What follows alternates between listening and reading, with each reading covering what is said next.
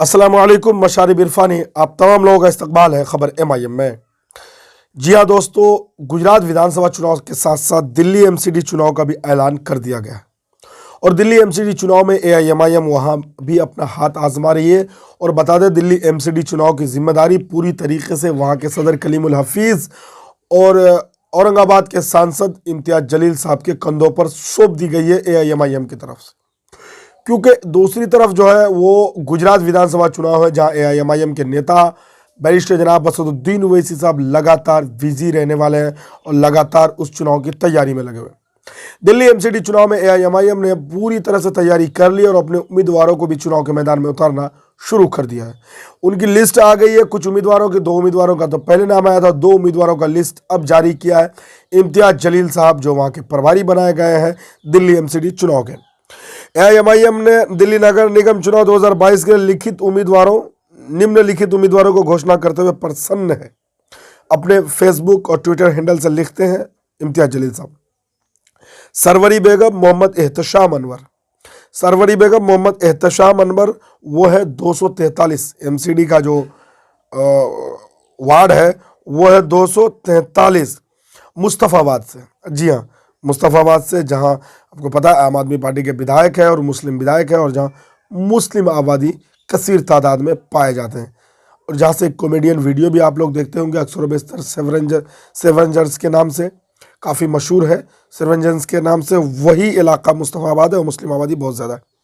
मोहम्मद आरिफ सैफ़ी 188 अबुल फजल, ये 2 उम्मीदवार का नाम दिल्ली MCD चुनाव के लिए AIMIM ने जारी किए। 2 उम्मीदवार का पहले जारी की थी, टोटल 4 उम्मीदवार का नाम का घोषणा हो चुकी।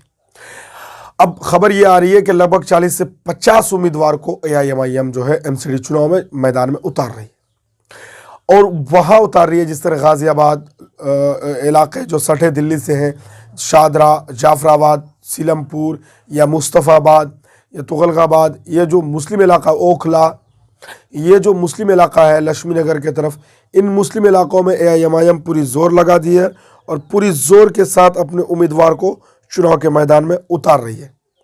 और आपको बता दें कि साथ साथ में गुजरात विधानसभा चुनाव है जिस पे पूरी देश की नज़र टिकी हुई, इसलिए आपको हर अपडेट और ख़बर के लिए बनना होगा, क्योंकि पूरे देश की नज़र गुजरात विधानसभा पर टिकी हुई है। ये कह करके नहीं कि वहाँ AIMIM चुनाव लड़ रही है, बल्कि ये कह करके कि BJP, कांग्रेस और आम आदमी पार्टी की बहुत बड़ा जो है मुकाबला है और BJP के लिए ख़ासतौर से बरकरार इम्तिहान है, जहां लगातार देश में 8-9 साल से जिनकी शासन चल रही है और गुजरात में 25 साल से जिनको शासनकाल में मौजूद है, लगातार गुजरात मॉडल के हवाला दे दे करके BJP देश में राज कर रही है। क्या अपने वो गिरे राज्य को बचा पाती है नहीं मोदी जी? ये बड़ा प्रश्न और बड़ा सवाल है इस बार गुजरात विधानसभा चुनाव के लिए। बड़ा चुनौती भी होगा कांग्रेस के लिए, क्योंकि जब से आम आदमी पार्टी अपनी एंट्री ली है, कांग्रेस के गिराफ बिल्कुल घटती हुई नज़र आ रही है, क्योंकि जो सेकुलर वोट है या एंटी BJP जो वोट है वो आम आदमी पार्टी की तरफ शिफ्ट हो रहा है, उनका रुख अब कांग्रेस की तरफ ना बराबर है।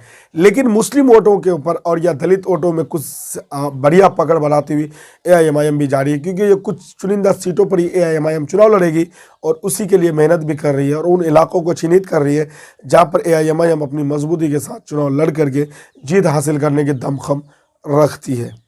दोस्तों, कैसी लगी जानकारी कमेंट बॉक्स में जाकर कमेंट करके ज़रूर बताइए। आपका हौसला और आपका प्यार ही मुझे हौसला बख्शता है।